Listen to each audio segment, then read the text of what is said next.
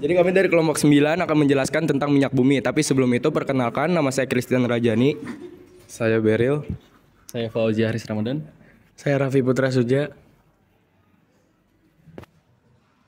Ya, tanpa basa-basi langsung aja kita ke pengertiannya. Jadi minyak bumi itu dijuluki juga sebagai emas hitam, yang dimana cairan kental berwarna coklat gelap atau kehijauan yang mudah terbakar, yang berada di lapisan atas dari beberapa area di kerak bumi. Minyak bumi dalam ilmu kimia merupakan campuran dari berbagai senyawa. Penyusun utama minyak bumi adalah hidrokarbon, terutama ada alkana, sikloalkana, dan senyawa aromatis. Selanjutnya ada komposisi minyak bumi. Yang pertama ada hidrokarbon.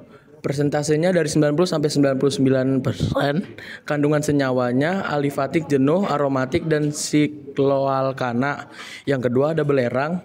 Persentasenya 0,7 sampai 7%. Kandungan senyawanya tioalkana dan alkanatiol. Yang ketiga ada nitrogen. Persentasenya dari 0,01 sampai 0,9%. Kandungan senyawanya pirol C4H5N. Terus yang keempat ada oksigen. Presentasinya 0,01 sampai 0,4. Kandungan senyawanya asam karboksilat. Yang kelima ada organologam. Presentasinya sangat kecil. Kandungan senyawanya logam nikel. Selanjutnya ada proses pembentukan minyak bumi. Yang pertama, proses dimulai saat hewan atau tanaman terkubur di dalam lapisan kerak bumi selama ratusan juta tahun lalu. Yang kedua, hewan dan tanaman yang mati terkubur akan terbawa ke dalam lapisan kerak bumi melalui pergerakan lapisan lempeng bumi. Yang ketiga, kemudian seluruh sisa hewan dan tanaman yang telah menjadi fosil akan bereaksi dengan panas bumi beserta gas alam yang terbentuk alami. Keempat, proses tersebut akan mengubah fosil menjadi cairan hitam disebut minyak bumi.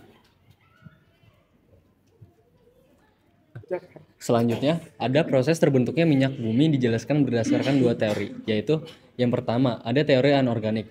Teori anorganik dikemukakan oleh Berthelot dari tahun 1866 yang menyatakan bahwa minyak bumi berasal dari reaksi kalsium karbida CaC2 dan reaksi antara batuan karbonat dan logam alkali. Dan air menghasilkan asetilen yang dapat berubah menjadi minyak bumi pada temperatur dan tekanan tinggi. Nah, rumusnya itu ada CaCO3 ditambah alkali sama dengan CaC2 ditambah HO sama dengan HC sama dengan CH lalu sama dengan minyak bumi. Selanjutnya teori organik. Teori organik dikemukakan oleh Encke pada tahun 1911 yang menyatakan bahwa minyak bumi terbentuk dari proses pelapukan dan penguraian secara anaerob jasad renik mikroorganisme dari tumbuhan laut dalam bantuan berpori. Selanjutnya pengolahan minyak bumi. Yang tahap pertama, destilasi atau senyawa dengan titik didih rendah akan berpisah. Hasil proses destilasi. Yang kedua, fraksi 1 menghasilkan LPG. Yang ketiga, fraksi 2 menjadi bensin atau petrokimia. Yang keempat, fraksi 3 diubah menjadi kerosin atau minyak tanah dan atur bahan bakar pesawat. Fraksi 4 menjadi solar. Fraksi 5 menjadi residu yang berisi kelapa hidrokarbon.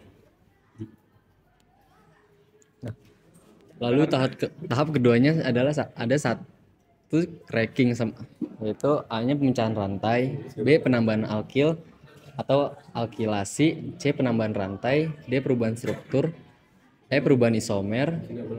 Nah, lalu nomor 2-nya ada ekstraksi membersihkan produk dengan pelarut. Yang ketiganya ada kristalisasi produk dipisah berdasarkan titik didihnya. Yang keempat ada treating pembersihan produk agar kontamin terbuang. Selanjutnya ada tabel fraksi proses destilasi. Yang pertama ada gas, jumlah atomnya 1 sampai 4, titik didihnya min 160 sampai 30, kegunaannya bahan bakar LPG, sumber hidrogen, bahan baku sintesis senyawa organik.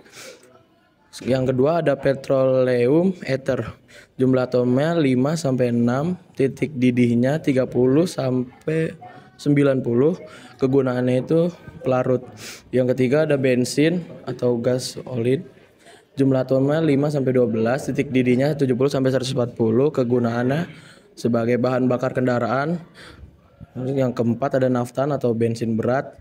Jumlah atomnya 6 sampai 12, titik didihnya 140 sampai 80. Kegunaannya bahan kimia pembuat plastik, karet sintesis, deterjen, obat, cat, serat sintesis, kosmetik, zat aditif, bensin. Selanjutnya ada minyak tanah, kerosin. Jumlah atomnya 9 sampai 14, titik didihnya 180 sampai 250, kegunaannya rumah tangga. Aftur. Jumlah atomnya tidak ada, titik didihnya tidak ada, kegunaannya bahan bakar mesin pesawat terbang. Selanjutnya ada solar dan minyak diesel. Jumlah atomnya 12 sampai 18, titik didihnya 270 sampai 350, kegunaan bahan bakar diesel industri. Selanjutnya ada pelumas atau oli. Jumlah atomnya 18 sampai 22, titik didihnya 350 ke atas, kegunaannya sebagai pelumas. Lalu selanjutnya ada parafin lilin malam. Jumlah atomnya 20 sampai 30, titik didihnya 350 ke atas, kegunaannya lilin, batik, korek api, pelapis, kertas bungkus, semir sepatu. Selanjutnya yang terakhir ada aspal. Jumlah atomnya 25 ke atas, titik didihnya 350 ke atas, kegunaannya pengaspalan jalan, atap bangunan, lapisan anti korosi, pengedap suara pada lantai. Ada dampak positif dan negatif dalam penggunaan minyak bumi. Untuk yang positifnya itu pertama ada sebagai sumber bahan bakar utama untuk menghasilkan energi. Yang kedua digunakan dalam industri petrokimia untuk pembuatan polimer maupun bahan baku semisal lainnya. Yang ketiga residu dari proses pengolahannya atau aspal dapat dijadikan sebagai perekat yang kuat untuk pembuatan jalan raya. Dampak positifnya yang terakhir itu penggunaannya dapat menggerakkan perekonomian suatu negara dan pengaruhnya sangat besar. Selanjutnya ada dampak negatifnya. Yang pertama, perusahaan bahan bakar fosil menyebabkan polusi udara yang mematikan. Yang kedua, penggunaan bahan bakar fosil menyebabkan pencemaran air. Yang ketiga, penggunaan bahan bakar fosil menyebabkan kerusakan tanah. Yang keempat, penggunaan bahan bakar fosil menyebabkan pengasaman laut. Nah, selanjutnya manfaat minyak bumi dibagi menjadi bagi kehidupan manusia. Nah, yang pertama ada bahan bakar kendaraan. Contohnya yaitu solar, bensin, bensol, dan minyak tanah. Sebagai bahan bakar transportasi darat, laut, dan udara. Minyak bumi menduduki peran penting bagi kelangsungan hidup manusia. Yang kedua ada konstruksi. Minyak bumi menjadi salah satu bahan utama dalam pembuatan atap, cat, pipa, aspal, dan lain sebagainya. Yang ketiga ada sumber gas cair. Gas biasanya digunakan untuk kebutuhan dapur. Selain berasal dari manfaat gas alam, gas cair atau LPG juga dioperasikan melalui pengolahan banyak minyak bumi. Yang keempat, produksi bahan serat. Ada rayon, polyester, nilon, dan bahan tekstil sintetis merupakan beberapa jenis bahan serat yang menggunakan komponen minyak bumi. Nah, yang kelima, perlengkapan rumah tangga. Beberapa perlengkapan rumah tangga seperti kunci pintu, kunci jendela, panel pintu, kulkas, dan kursi melibatkan minyak bumi dalam proses produksinya. Yang keenam, ada bahan campuran keperluan medis. Minyak bumi kerap dipakai sebagai bahan pembuatan produk pembersih, obat-obatan, alat pelindung, dan alat keamanan tenaga medis. Ketujuh ada produk kosmetik. Minyak bumi bermanfaat untuk pembuatan beberapa produk kecantikan seperti parfum, cat kuku, make up, pewarna rambut, sabun mandi, sikat gigi, dan sampo. Yang kedelapan ada peralatan elektronik. Minyak bumi kerap digunakan untuk produk elektronik seperti televisi, ponsel, komputer, dan berbagai produk elektronik lain. 9. Pertanian. Berbagai kebutuhan pertanian seperti pupuk, pestisida, dan insektida dibuat menggunakan campuran minyak bumi.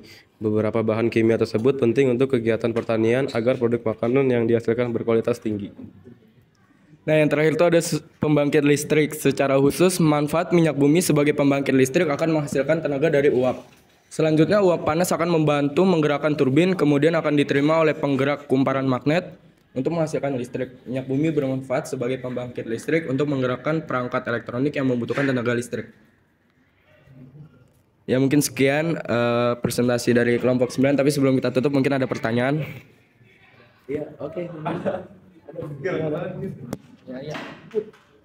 Woi. Aku mau nanya.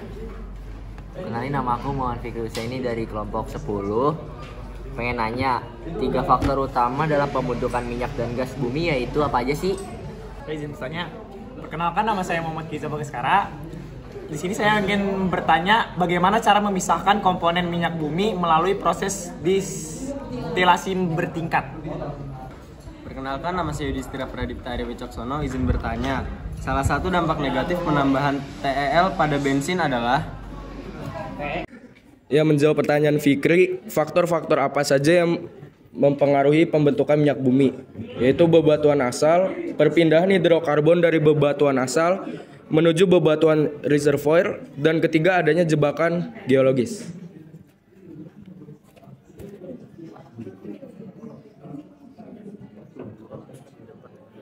Selanjutnya saya akan menjawab pertanyaan dari Muhammad Keza Bagaskara, yaitu proses destilasi bertingkat tersebut dapat dijelaskan sebagai berikut. Minyak mentah dipanaskan dalam boiler menggunakan uap air bertekanan tinggi, yaitu hingga mencapai suhu 600 derajat Celcius. Uap minyak mentah yang dihasilkan pada proses ini dialirkan ke bagian bawah tanur distilasi, dan sebagian uap akan mencapai titik tertentu di mana uap tersebut akan terkondensasi membentuk zat cair. Zat cair yang diperoleh pada kisaran suhu tertentu inilah yang disebut fraksi. Fraksi yang mengandung senyawa-senyawa dengan titik didih tinggi akan terkondensasi di bagian bawah tanur destilasi, sedangkan fraksi yang mengandung senyawa-senyawa dengan titik didih yang rendah akan terkondensasi di bagian atas tanur destilasi. Oke, saya akan menjawab pertanyaan Yudhistira. Salah satu dampak negatif penambahan TEL pada bensin yaitu menghasilkan partikulat PB. Sekian dari kelompok 9 penjelasan tentang minyak bumi. Kami mohon maaf jika ada salah dalam penggunaan kata. Segitu aja. Wassalamualaikum warahmatullahi wabarakatuh.